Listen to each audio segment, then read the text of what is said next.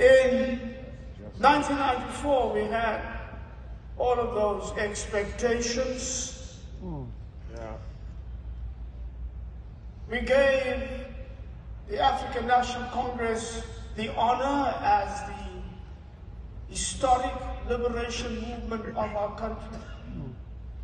We trusted Nelson Mandela, we trusted all of those iconic names, and we loved them. And that's why we entrusted our power to them, because we thought this is the moment of change. It is now 30 years later, this coming Saturday, the 27th. One reason I'm going home earlier is there is a huge public manifestation. You know what the theme is? 30 years of democracy, 30 years of betrayal. Jesus. Wow. South Africa today is a country that is the most unequal society in the world. We surpass Brazil, we surpass Zimbabwe, we surpass all of those countries today with all our riches. South Africa today is one of the most unsafe places for women and children. South Africa today has a government that is corrupt from top to bottom. From the president in that seat, that man is a criminal and a crook that belongs in prison. A billionaire who gets his money from white capital to do the will of white capital, forgetting the plight of his people. He has no clue. Because he has taken the love and the trust of our people, and they have betrayed him for money in offshore accounts. The poverty in South Africa has been deepened. It is not just a poverty that hangs around. It is a generational impoverishment. The gap between rich and poor in South Africa today is wider than it was in the time of apartheid.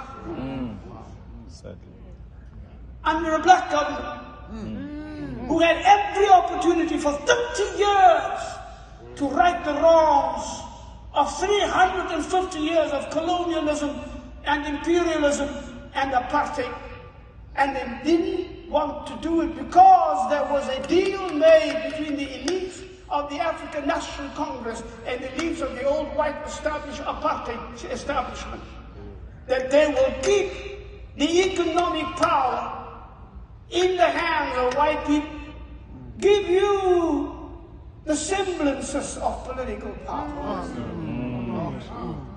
So we have the trappings of political power. There is a parliament that has become a joke because they hold nobody accountable. There are commissions of inquiry that means nothing because nobody follows their conclusions.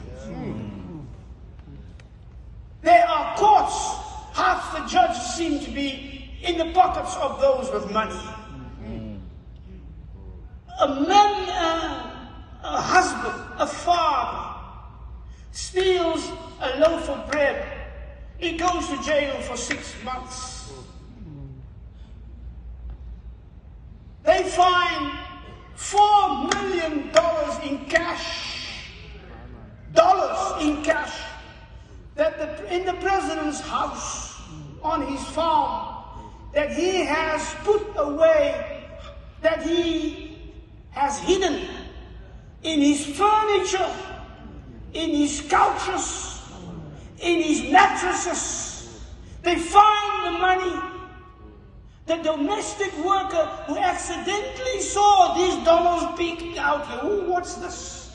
She gets arrested. The boyfriend that she says, he gets arrested. The president, no, there is no case. Selective indignation is the death of any democracy.